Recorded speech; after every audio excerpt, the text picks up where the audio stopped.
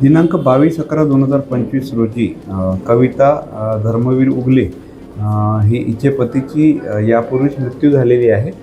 ती आपल्या नातेवाईकाकडे कुकडे लेआउट ठवरे शाळेजवळ जे नातेवाईक रोहित तनपुरे यांच्या घरी लग्नाकरता आलेली होती आणि ती तिथेच थांबलेली होती।